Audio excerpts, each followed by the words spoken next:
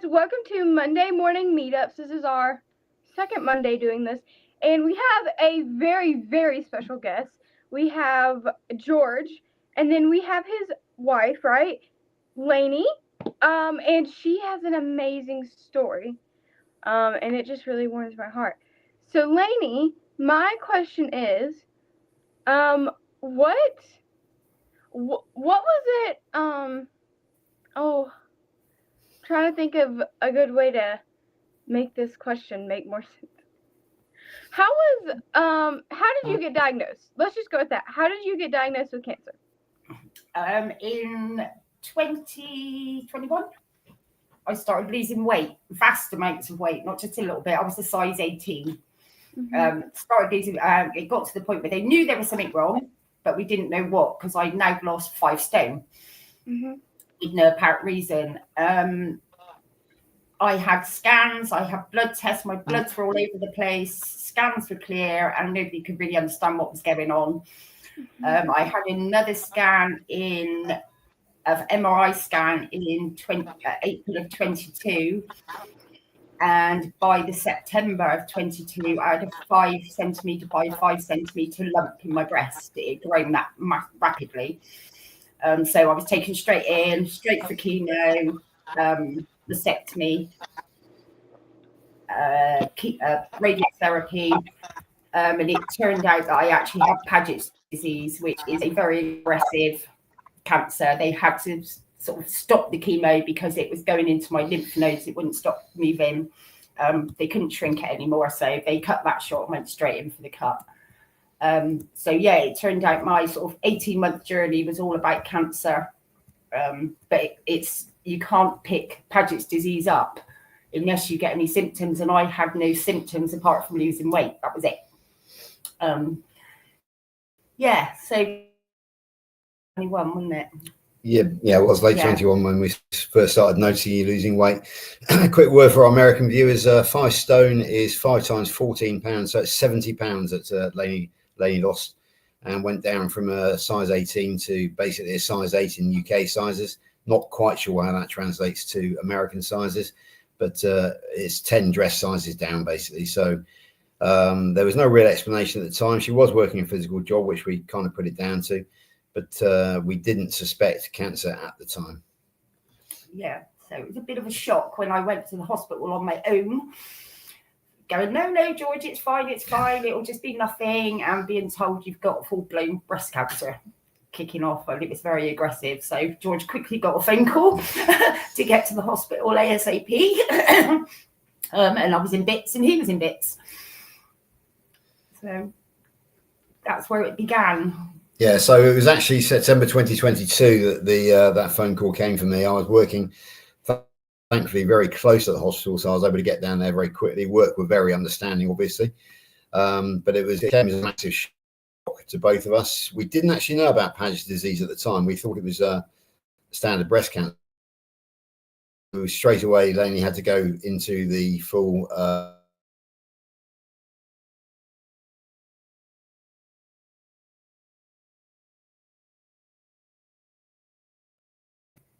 and then the cut is the mastectomy to remove the breast, and then the burn is the radiotherapy treatment after it. We didn't find out about Paget's disease until the autopsy came through, or the biopsy came through on the removed breast tissue. And then no doctor actually told us that there was Paget's disease. It was just in the small print on the letter that we got. No doctor has actually mentioned Paget's disease to us since, but I've got a very great friend over in Australia called DC, who has his own channel. He's a cancer expert because he's twice survived stage 4 cancer himself. And it was he really that helped me do the research into Paget's disease. And Paget's nipple disease is a precursor to Paget's bone cancer. So there is a risk that Lainey could be susceptible to bone cancer in the future, which means that she has to go on special treatment. So I'll hand you back to Lainey, and you can talk about take it from where the journey started with the chemo, talk about the chemo, and then take it from there. Yeah, the chemo wasn't too bad, actually. I sailed through that quite bouncy, apart from losing the hair. That was devastating. Mastectomy was fine. I was sat on the edge of the bed waiting for George to collect me from the ward. No problem whatsoever. And I accepted that. I didn't want to rebuild because to me, this is the scar that saved my life. End of story. I don't want to go through more surgery to have that done. Again, radiotherapy, more or less sailed through that, didn't I? You did, yeah. No real sickness or anything. But it hit home when I had to go back on chemo for another 2 years, orally twice a day. I finished that next week, thank God. But they're going to put me on a new trial because my tumour markers keep going up. So they need to keep it controlled, which I have personally found via George and research that the carnivore diet is keeping me at a balanced level. So I've gone carnivore for that reason. I do sneak a cauliflower cheese in here and there because it's my favourite, but not very often. But yeah, with doing the carnivore diet is actually balanced my body out, giving me my energy back. My mental health's still a bit but apart from that, I'm fine, aren't I? Yeah, basically, yeah. Just to make it quite clear, I think Lainey's done the research herself, and she found the Otto Warburg effect. As most of us on this in the space will know, Otto Warburg was a German scientist back in the 1920s who discovered that cancer feeds on glucose. He didn't understand the glutamine effect, unfortunately, at the time, but as again we all know, Professor Thomas Seyfried from Boston College has picked up his research and is now taking it the stage forward. He has discovered about the glutamine effect. Now, glucose we can deny the body by going carnivore or by going very strong keto. However, glutamine comes from amino acids, therefore there will always be the possibility of glutamine. However, Thomas Seyfried believes that we can greatly reduce the pharmaceutical intervention by removing glucose from the diet. So that's what Lainey has basically done.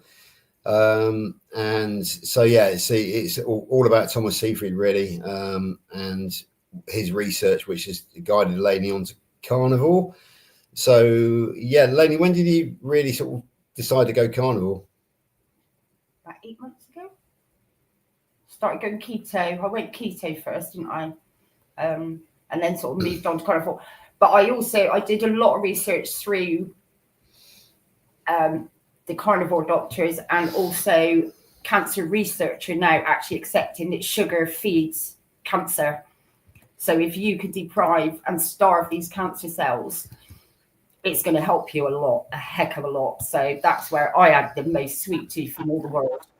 I love sugar. I love cakes, everything. So it was quite hard. Now I don't want it, so it's good. But yeah, I'm already made the decision because in the very beginning, George had gone so carnivore. He was like, "You don't need this medication.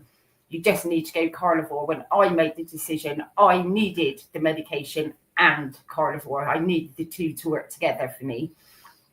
So it's been a hard journey and we're still in it, but I'm here and I'm fighting and it's all good. Yeah, at this point, I think it's worthwhile mentioning our mutual friend, Stephanie Taylor. Stephanie and Lainey are very good friends. And as you posted an interview with Stephanie yesterday, Steph's first attempt to try and fight the cancer meant that she stayed away from the chemotherapy. However, she has now decided that the chemo is also necessary.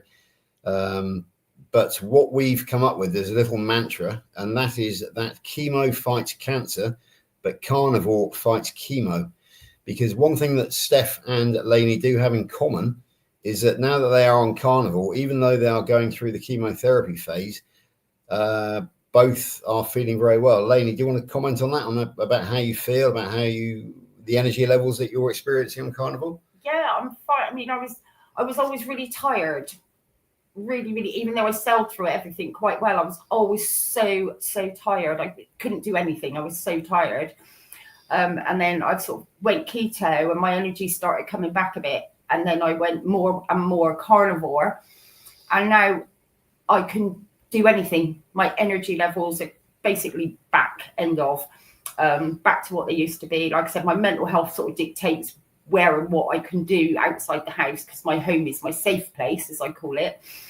But energy wise, I do all the cleaning, all the washing. I've just decorated George's office while he's been in America. So it's gone from orangey red to blue. Such a shock, but never mind. Yeah, I do the shopping. It's only across the road, so I go across shopping. I started having the grandchildren again that are 10, 6, 5 and 4 months, which I haven't been able to do because I didn't have the energy to have them. So no, highly recommend mixing in your medications, go with the doctors, what they say, and also go carnivore. Yeah. Lainey, my question for you is, what would you tell another woman who is going through breast cancer right now? Even carnivore, not carnivore. What is something you would tell them? Go with your body, definitely. Listen to your body. If you don't want to do something, don't do it. Research. Going back however long it takes, just research to see how you can starve it, what you can do to help yourself along, how to try and keep yourself as healthy as possible on this journey, and use everybody that offers you help or whatever, take it. But listen to your body is the most important thing. If you're tired, sleep. If you can't do something, it doesn't matter. You can do it later. And just get rid of the sugars. Don't feed this cancer. Do not feed it. So when you got the diagnosis, my mind goes to, you probably thought, you already knew a bit about carnivore since George was on it. Did you ever have that like initial thought, maybe I should change something in my diet before, George intervened and told you to?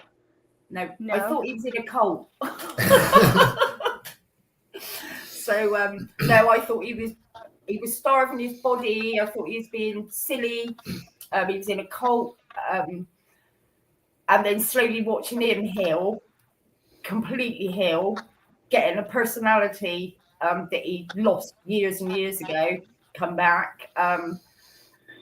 The weight speaks for itself. What did you have? Diabetes, gone. And I thought, well, if he can do this, I can fight with this as well. But it did take me a long time to realise that. Yeah, we need to revisit my timeline here, actually, Ella, because I remember it was September 22 when Lainey was diagnosed. My journey started only in March 1st, 2022.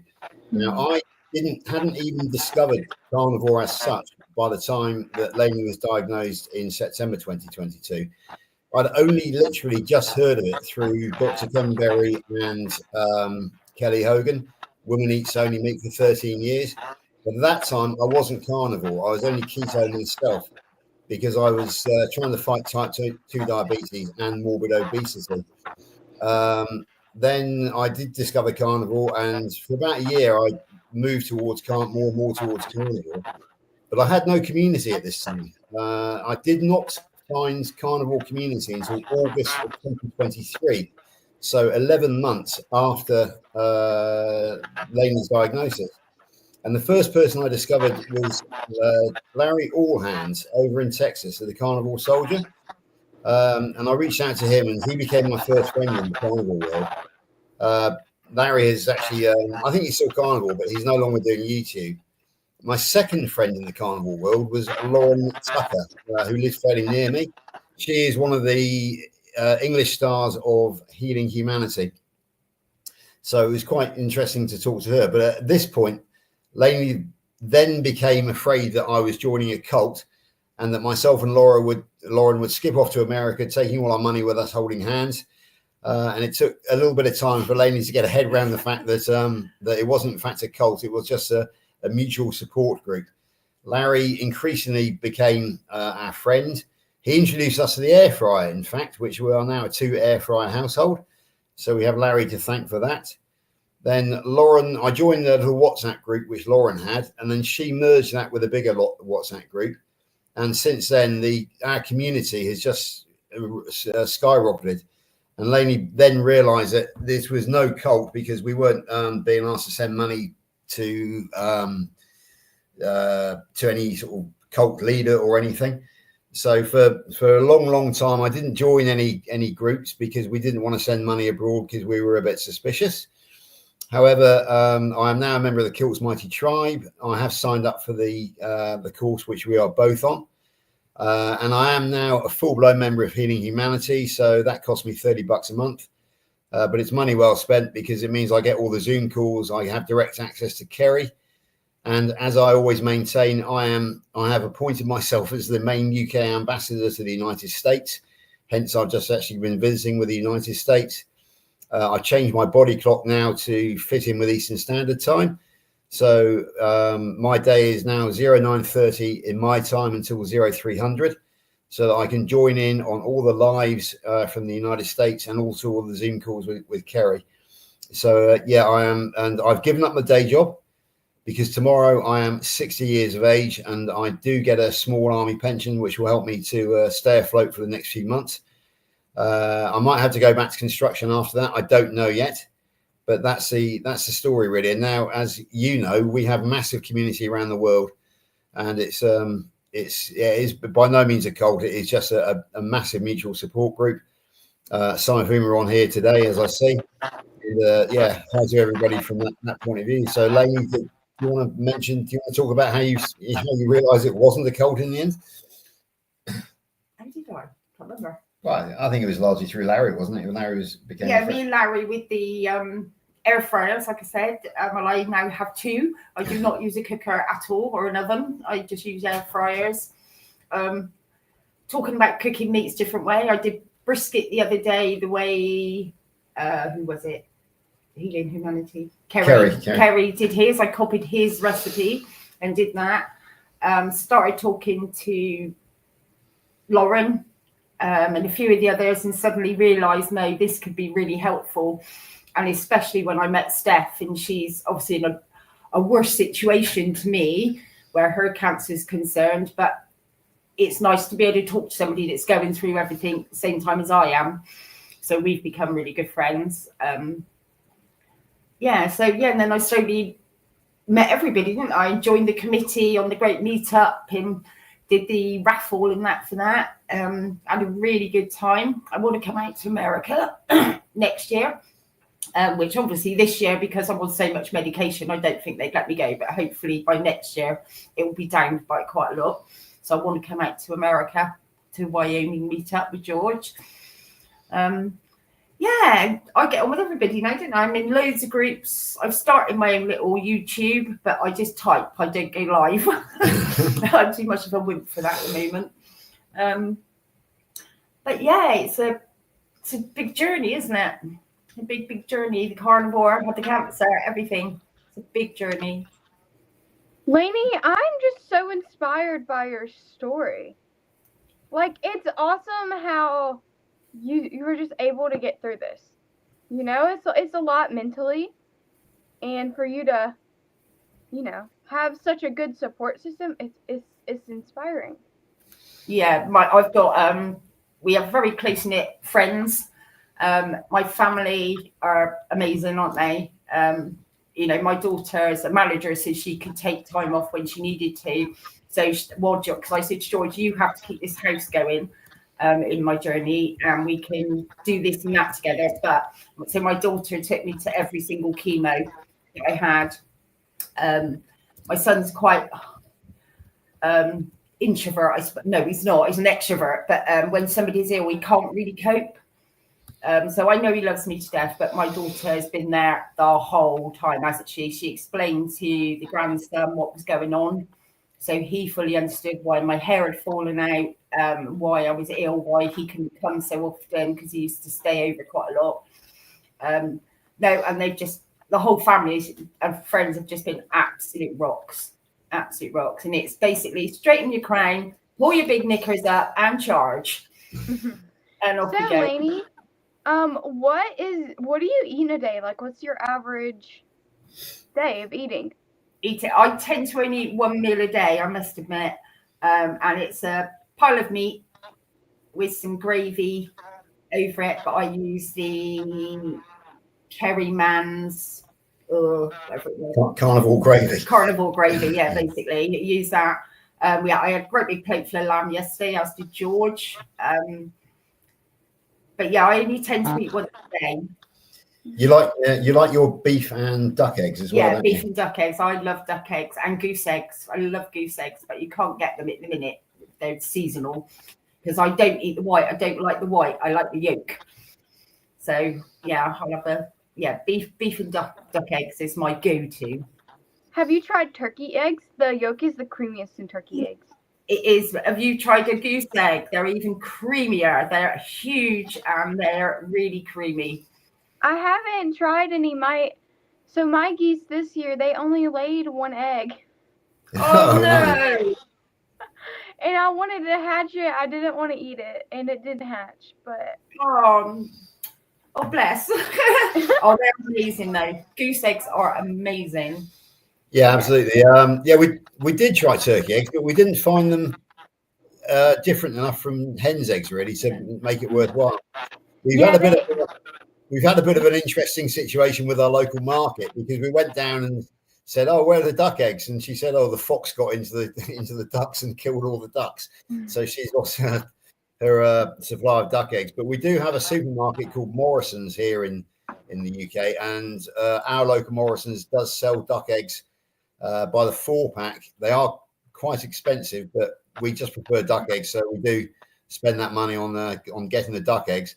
But we're hoping again to find a local market that can supply us with the fresh local duck eggs in the future.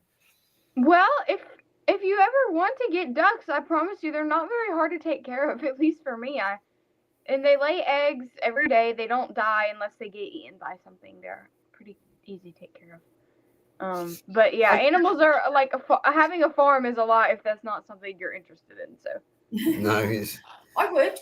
it's something that we did consider back along, but we live in town. It's very convenient.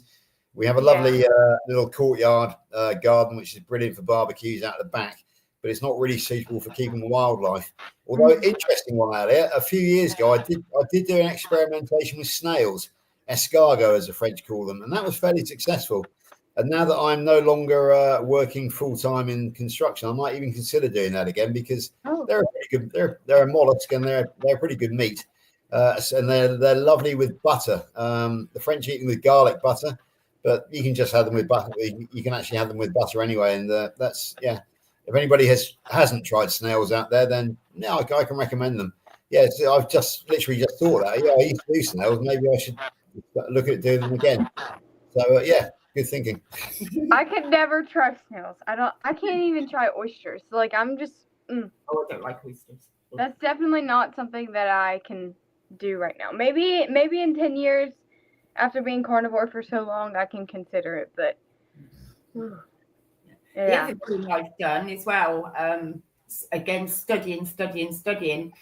I've got rid of all my makeups, moisturizers I was using, my washing liquids, my washing up liquids, floor cleaners. I use bleach, etc., and what have you.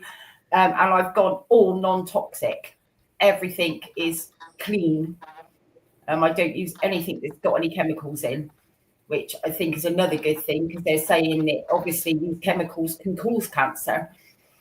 So I had a massive clear out, got rid of everything, and I've got in all cleaning things, and I use tallow on my skin, tallow on my scars and body. So yeah, that's another thing, that if you have cancer, get rid of all the toxic stuff. What is the biggest change you've noticed going from, a standard American, or not American, a standard European diet to carnivore? Not eating. I've got more energy. My weight's balanced. I'm not losing any weight. I'm not gaining any weight. I don't miss sugar at all anymore. I could buy a packet of donuts and eat all 4.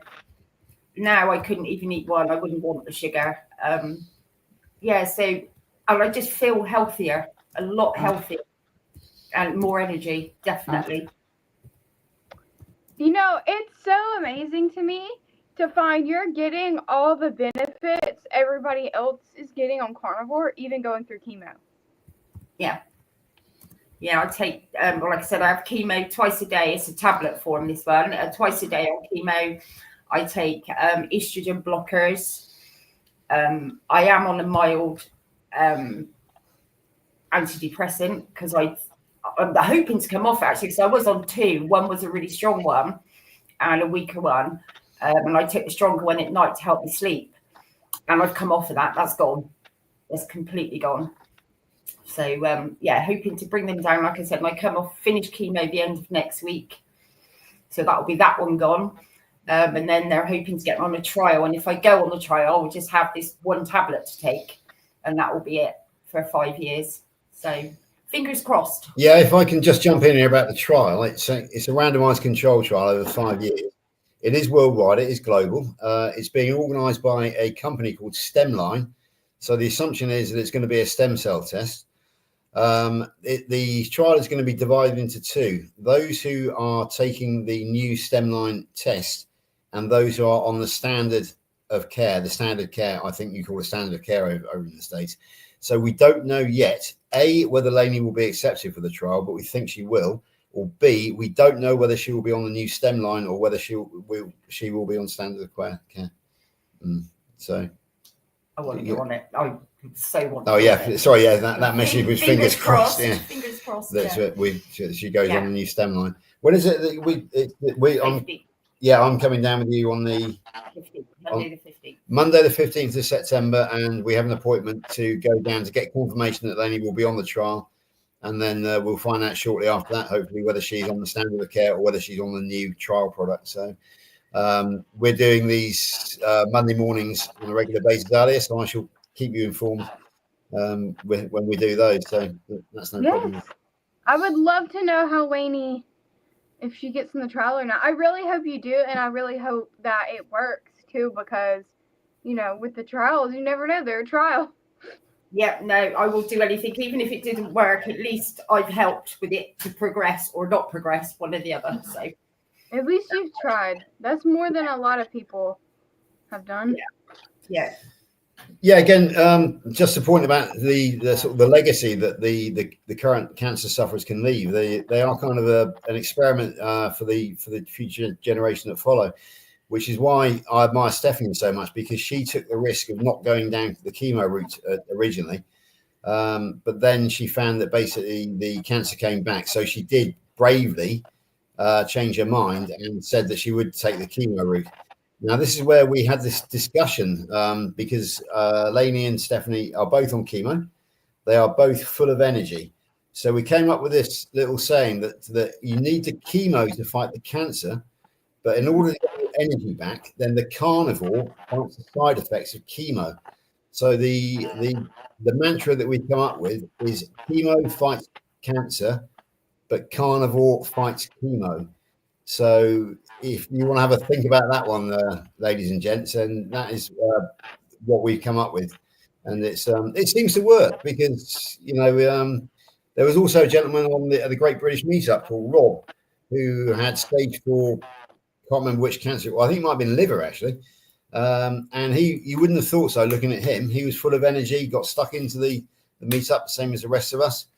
No sign of fatigue or anything. We had several cancer sufferers at the meetup. And famously, one cancer sufferer was supposed to come to the meetup, but completely forgot about it. That is a friend of ours called Steve and his wife Ziggy. They're very good friends of ours. They're not far away. And in January 2024, Ziggy on Carnivore Campers put out a brief video in which he was very tearful, very emotional, because Steve had just been diagnosed with terminal liver cancer. She did not know how long she would have with him together. This is in January 2024. They've gone carnivore. And I'm very happy to report that just last month we went out for a walk with them, and we went and played on the roundabouts in the children's children's play area, a place called Burnham-on-Sea, not far from us. So Steve, far from being looking like he's terminally ill in a few months, we are now over 18 months on since he was told that he was terminal, and he was out there swinging on the roundabouts with us and just having a really good laugh, basically. And all the tests have shown that nothing has changed. His cancer has neither regressed nor progressed. It is stuck. It is stuck where it was. So again, that's another great story a personal story. And as we know, Dr. Kilts loves his stories. And it's the stories that such as Steve's, such as Rob's, such as Lainey, such as Stephanie, that are proving that as carnivores, cancer isn't the death sentence. No, isn't the you don't have to lose your quality of life. Put it that way. Even on chemo, you don't have to lose your quality of life. You can still have energy. You can still go out and enjoy yourselves. As you would have seen from the thumbnail, Lainey was very, very seriously sick, looking very ill when she was originally on chemo. But you can also see now, and as you will see on my Facebook posts and various other things, that we just have a lot of fun. We're going out all the time. We're going out to a lovely hotel this weekend to celebrate my birthday. We've got another 5 nights in the hotel booked in. We're looking forward to next year's British meetup. We're planning to go to Wyoming in a year's time. You wouldn't have thought that would be possible given the what Lainey's going through. So there is hope out there. Anybody who's got cancer, anybody who knows somebody who's got cancer. But the problem that we are finding is that not a lot of people want to believe us, want to believe Lainey. She had a family gathering the other day, which I was unable to attend, but none of them knew that cancer feeds on sugar. So she actually had to educate her own family or her own extended family in that fact. And they were amazed. Do you want to comment on that, Lainey? Yeah, one of them was very, oh no, you need your vegetables, etc., and got quite argumentative over it. And I said, but you've seen George and you've seen me. You know, I a little bit more on my story because of the medication. I also have bone infusion every 6 months by an intravenous drip. And one of the consequences of that for me is it caused osteoporosis in my jaw. So my jaw is dying, basically. So I've had 2 surgeries on that. I've lost all my back teeth, etc. But I've gone really a lot stronger on carnivore. And to me, I go back on the 16th then to check it. But to me, it feels a lot stronger. It's not bleeding anymore. It's healing a lot quicker. So I think carnivore's helping with that as well. So fingers crossed for that one, that I don't have to face any more surgery. And the other thing is where they took all my lymph nodes out, I have to wear a sleeve because of lymphedema. But I have to wear it for life now because my lymph nodes are gone. So my lymphatic system doesn't work. But my arm doesn't swell up. I've seen other people in the same clinic and their arms are massive, whereas that and me being carnivore controls it. I just don't seem to have the swelling in it at all. So again, I think carnivore is helping with that and my jaw. Yeah, just to jump in here, Lainey's under the care of the maxillofacial unit down at our local hospital. And they did predict that with the osteonecrosis of the jaw, it would mean that she would lose all of her teeth and would have to have her jaw partly replaced with titanium. However, since I think it was April when she had 5 teeth removed and part of the jaw, there has been no degradation, no further deterioration. At the moment, she's hanging on to the remainder of her teeth. Just one little funny story, though. When she did the raffle at the meetup, please don't ask her to say the number 66 because with the lack of the teeth, it doesn't come out quite right.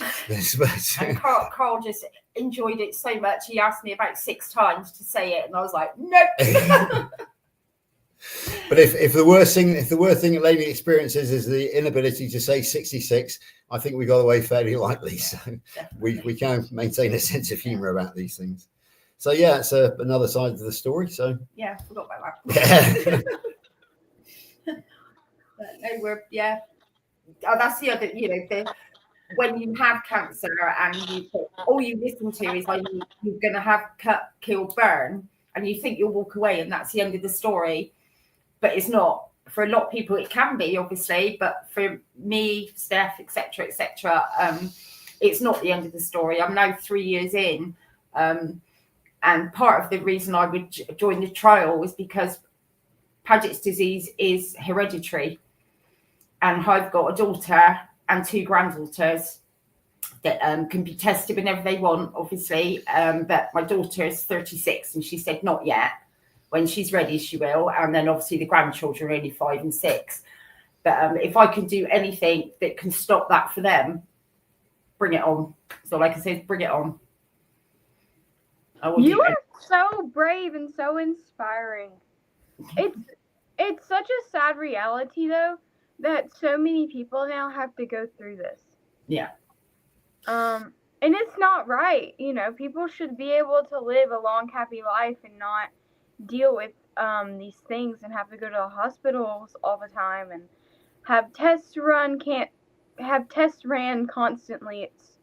It's not a good way to live, but the fact that we have such a strong will to survive, that we push through it all, Absolutely, and to keep our wits about us is just inspiring. Yeah. Just face it head on, in charge. Mm-hmm. Get through it. Get through it. Take every day as it comes. Yeah, I think probably one of the most important things about Lainey is the warrior spirit, the positive mental attitude. In contrast, we did have a friend who was slightly older than us who was diagnosed with a similar cancer. And Lainey was trying to coach her through it. She was going through the bone infusion as well, which weakens your legs. And she had a fall, which broke her pelvis. She was in her 70s, but even so, it shouldn't really have been fatal. But she just kind of gave up on life and let go. And very sadly, we went to her funeral in January of last year. So yeah, it was. You have to have this really strong positive mental attitude in order to fight, because it is a fight. So there we go. Yeah, because the night before I was due for my mastectomy, I lost it, absolutely lost it. Crying, packing my bag, telling him I'm running away and I'm not having it done. And he had to calm me down and say, no, you have to have this done. So we did. Off we went in the morning and had the surgery. But yeah, you've just got to be positive that you're going to get through this. You have to be. So my cousin recently had a baby. So her third baby. Her third. And she noticed that when she was trying to nurse her baby, she couldn't nurse her on one side. But her, when you have babies, your breasts swell with the milk. So they were like both swollen. And, she asked the doctors why. They didn't say anything. They didn't run any tests. They're like, you're fine. It's fine. So I think it was like 2 or 3 months. She finally got fed up and found a different doctor. And they took scans and did x-rays. Or the first doctor did take x-rays and scans, but they didn't see anything. Or they did see something, but they were like, oh, it's just your mammary glands or whatever. And then, she waits a little bit longer and is like, okay, there's something off about this.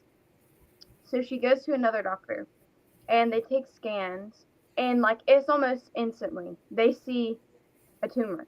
So then they test it, and she has stage 3 or 4, not really sure, metastatic breast cancer while having a 3-month-old baby. Oh, bless her. So she's been going through chemo as well. And I think she did 2 or 3 treatments before she went and got another scan, ultrasound thing. And the tech looked at her and was like, do you believe in miracles? Do you believe in God? And my cousin was like, yeah. And the tech was like, well, you better be shouting hallelujah because you have a miracle. And you know how the techs are not supposed to say anything. So she recently went to the doctor Tuesday, and the doctor told her, your tumors have completely shrunk. They're no longer what we consider metastatic. And she's going to continue and finish the chemo treatment. But it's like, oh my gosh. It's like just a weight off of everybody's shoulders. Yeah. Yeah, I've got a friend actually, and she's been having breast cancer treatment for about 20 years, basically. She's managed to fight it all the way. And then it came back again a few years ago. Full force. So they booked her in for scans and everything else. And when they went for the results, they said basically the same. You're not going to believe this. It's gone. Mm-hmm. It is just gone. And it was just like, whoa, how does this happen? But yeah, she suffered for 20 years and then it just completely went. So fingers crossed for everybody. Yeah, fingers crossed. About your cousin. Very nice. Good for her. really, especially having young children, because that's how I looked at it as well. Was I'd have my children, I've got my grandchildren. If it gets me, at least I can say I lived my life. Yeah. When I met other people having chemotherapy, radiotherapy, they're in their 20s and early 30s, and their lives haven't even started. And that is so sad, so sad. Yeah. Yeah, I mean, it's shocking the number of people who are predicted to get cancer these days, because those of us who study the history, really cancer wasn't a thing until the mid 20th century. But now they're predicting that 1 in 2 human beings will be diagnosed with cancer in their lifetime. And without wishing to get on the high horse, we have to put that down to something. Not quite sure what, other than the ultra processed foods. And yeah, we're not allowed to say that, Lainey, but yeah, the thing which happened in 2020 may be because obviously Lainey had the thing which happened in 2020, and then she started losing weight very rapidly in 2021 and was diagnosed. It was very aggressive in 2022. So yeah, maybe the 2020 thing has something to do with it as well, but that's not proven, so we can't make assertions on that. Well, other than just sugar, being like it's proven sugar causes cancer. On top of that, how many chemicals, cleaning chemicals, hair chemicals, skin chemicals are normalized in daily usage? All of it, basically. Yes. All of it. Yeah. And even then, we think about energy drinks, how awful is that stuff? And you're putting it in your body 6-8 times a day. And then pills, tablets that you get from your doctors, even supplements, they all have these chemicals in them. And there's almost no way to run from it. And people don't know. They don't know what impact it has. They just think it's safe. And I think it's so screwed up. We should know what's in this stuff. We should know the impact of it. And the fact that people don't, and they're getting sick and they don't know why they're getting sick, is just heartbreaking. Yeah. A lot of the there's quite a few companies over here now. I don't know whether over there, I expect they are, but they're literally pushing it in your face. These chemicals in laundry powder, etc., are not good for you. They're not good for your body. They cause problems. Blah blah blah. So yeah, like I said, I did a lot of looking into blood and what have you. It's dearer again. It's more expensive, but I'd rather pay more money and know what I'm using is clean and is not going to attack me in any way, shape, or form. So yeah, I've changed. And tallow is one of the best skin moisturizers, etc., that you can get. Yeah.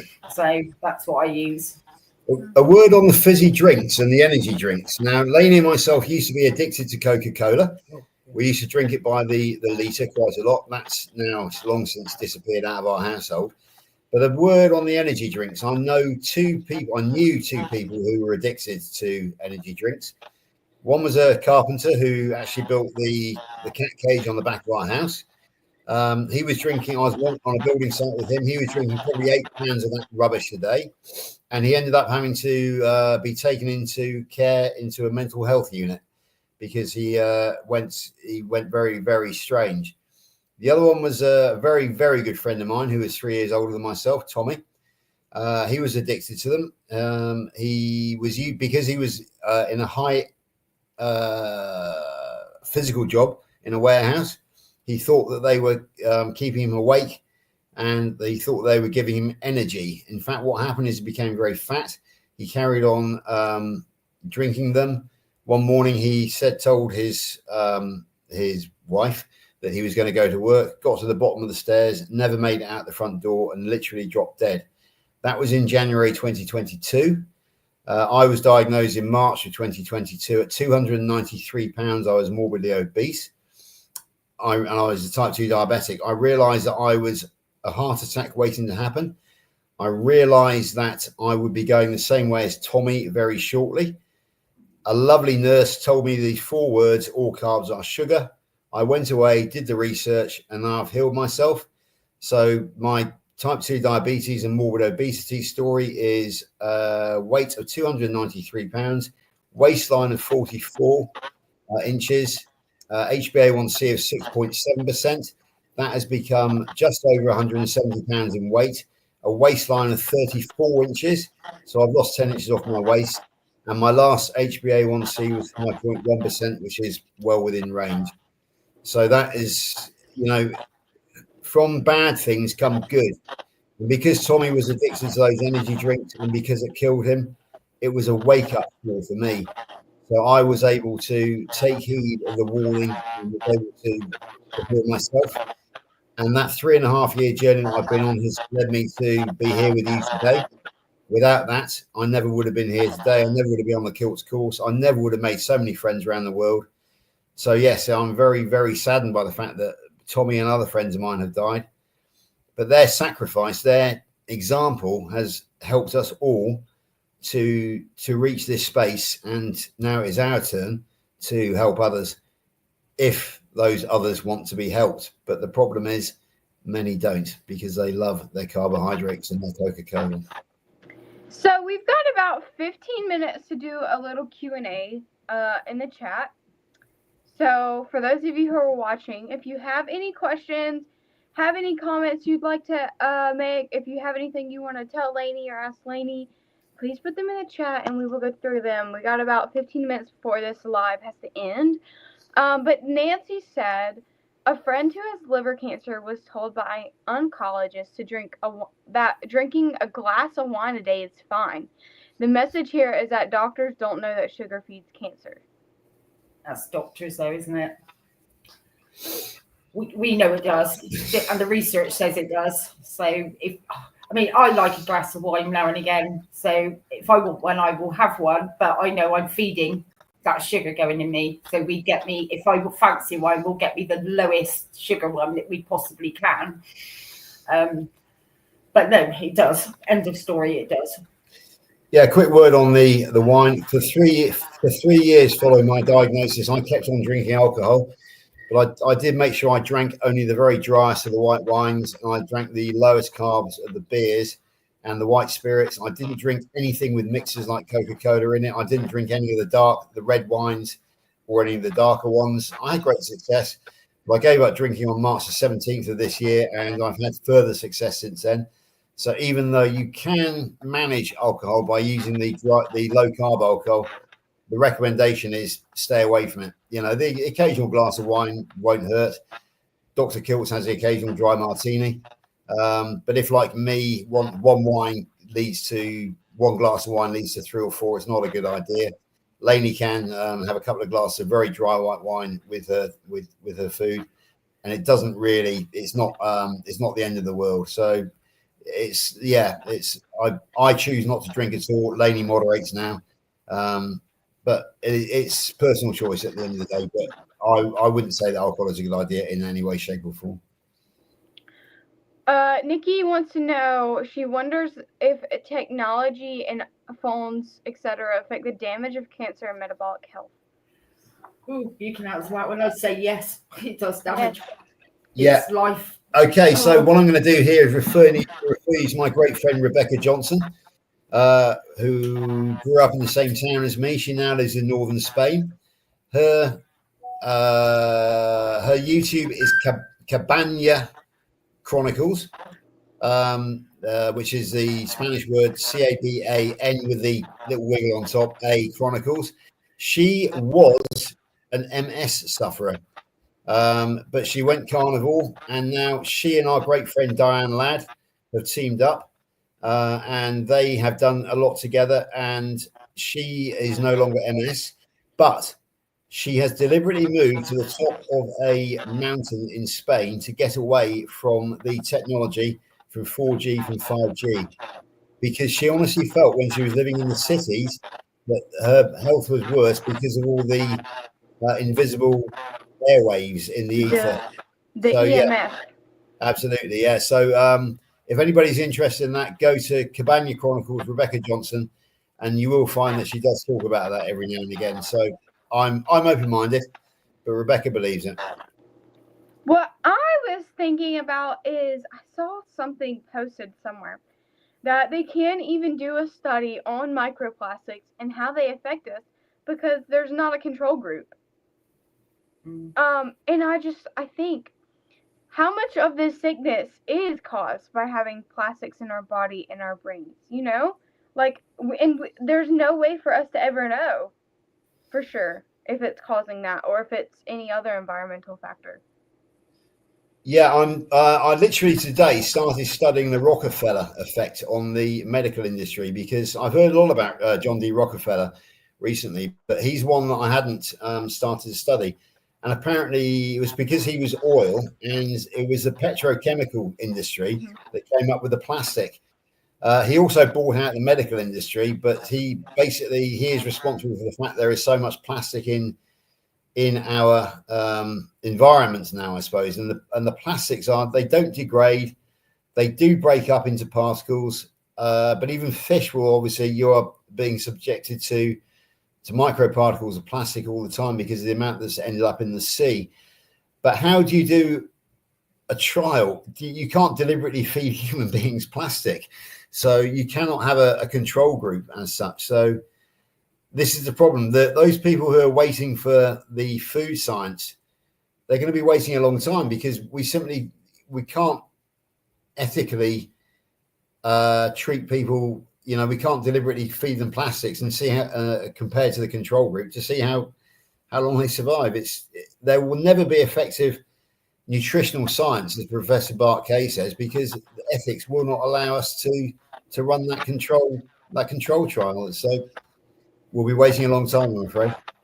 Well, even beyond that, my kind of whole point was that we're so infected with microplastics that it would be hard to find a control group that wasn't. It would be almost impossible. True. Yeah. Because we all are, as you so rightly say, we've been subjected to it. You know, I was born in 1965, and by that time, plastics were well and truly in the environment, in the food chain. You know, even drinking out of bottle, we're drinking water out of plastic bottles. It's just convenient, isn't it? And really, you know, it's I'm guilty of it myself. It's so, and all of our food is in plastic packaging. It's getting less, though, isn't it? It is getting less. They are trying hard again. I mean, I had great admiration for a store called the Meadowlark store over in Wyoming in Lander. It was an old-fashioned delicatessen, and I've put some photographs actually on my YouTube, and in all of the storage units, all the meat that they were selling was wrapped in brown paper versus the plastic packaging that we see in supermarkets. So yeah, but I mean the thing is that stores like the Meadowlark store, they are very niche. They're one-offs. And it's going to be a long time, I feel, before the supermarkets actually go back to the old way of paper packaging. Having said that, here in the UK, about 5 years ago now, possibly, they stopped giving away the free plastic carrier bags, and you actually now have to buy those plastic carrier bags. Myself and Lainey take a sort of woven hemp type carrier bag. Those are our shopping bags, so we never have to get those plastic bags. But most people are still lazy, and they sooner spend a dime or 10 pence in our case on buying a plastic bag than actually bothering to take their own bags from home every time. It's very sad to see, but it's just a fact of life. And we tend to buy all our meat from the butchers as well. We go use the same couple of butchers, so it's always wrapped in brown paper. We go straight to the farm, so that's where most of our meat comes from. Isn't it? Yeah, it's true. But however, having said that, I'm guilty of buying the supermarket lamb steaks because that's what I eat on a daily basis, and they're so much less expensive than going to our friend Ashley, who is our prime meat butcher. He's also the caterer for the Great British Meetup. His meat is much superior, but it would stretch our budget beyond breaking point. Therefore, I had to bite the bullet, and I do have to get the supermarket lamb steaks for my day-to-day use. But certainly, all of our weekend stuff, our special stuff, comes from usually from Ashley or from other farmers. So Nancy said that Austin has the bring your own bags or pay policy. And there's actually just a lot of grocery stores in America that are like that too. So we have like Aldi where you have to put the quarter in the cart to even use the cart, and then you have to bring your own bags, or you have to buy like $4 giant bags. And then we have like Sprouts and Whole Foods, I think, and like all the fancy grocery stores that we have that same policy. And then yeah, we have some grocery stores here that do have butchers in them still, and a lot of grocery stores have actually gotten rid of the butchers, I've noticed. But there are a couple. We have a Harris Teeter, which is really good, and they do sell all the meat in brown paper if you buy it from the butcher, not just on the counter. But yeah. Yeah, our supermarkets, the one that I use, which is across the road, which is Morrison's, they always had a fresh meat counter. It's gone in the last couple of months. They've shut it down.